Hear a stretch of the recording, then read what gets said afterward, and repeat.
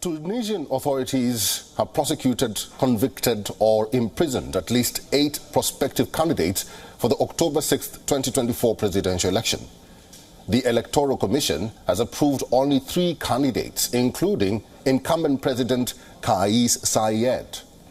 Observers have urged Tunisian authorities to urgently end politically motivated prosecutions and allow for free and fair elections.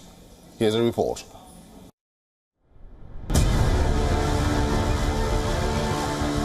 Tensions were palpable in Tunisia even before the Election Council and President Kais Saied made this announcement.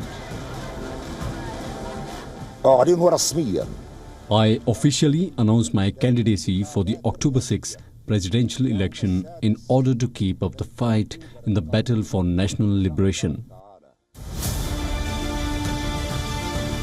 Faiza Rahim sits in her living room gazing at the old photos of her detained husband, Issam Chebi, a prominent politician who recently attempted to run for the presidential election. Chebi, the Secretary General of the political party at Al-Jumhuri, has been jailed for a year without trial. Despite efforts to participate in the upcoming October 6th election, neither his party nor his lawyer could obtain power of attorney to represent him during the popular endorsements collection process, effectively barring his candidacy. Opposition figures and human rights groups have accused authorities of using arbitrary restrictions and intimidation in the lead-up to the election. They rejected his candidacy. He was actually waiting for this. In this climate we live in, they say an electoral wedding. But I see it as a funeral, not an electoral wedding, honestly. It's not only Faiza who is angry. Hundreds of Tunisians demonstrated in Tunis to mark National Women's Day and called for the release of women prisoners who have criticized President Saied.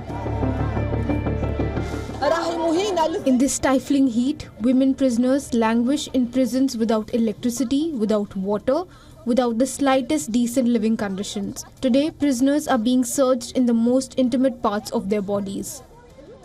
I would never have imagined that today there are so many women imprisoned for an activist act, an opinion, a media statement, or for their involvement in civil society.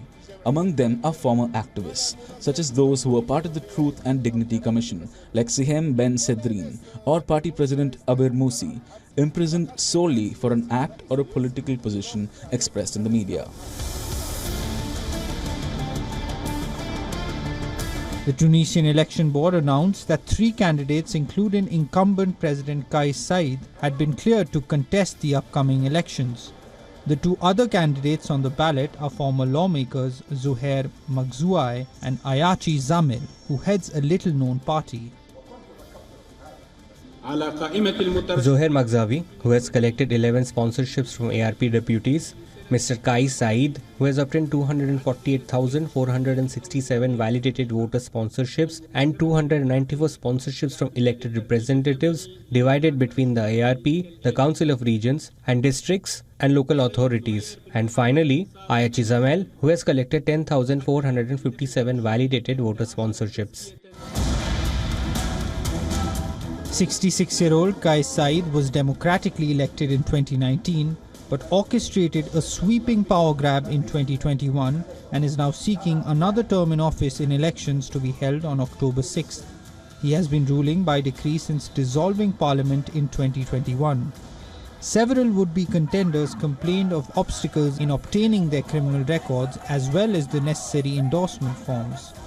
Numerous potential candidates are behind bars, many of them over accusations of conspiracy against the state. As part of Said's consolidation of power, Tunisia's constitution was rewritten in 2022 to create a presidential regime whose parliament has extremely limited powers. More than 20 of Said's opponents have been detained in a flurry of arrests that began in February 2023. Africa Bureau, WION World is One. For all the latest news, download the WION app and subscribe to our YouTube channel.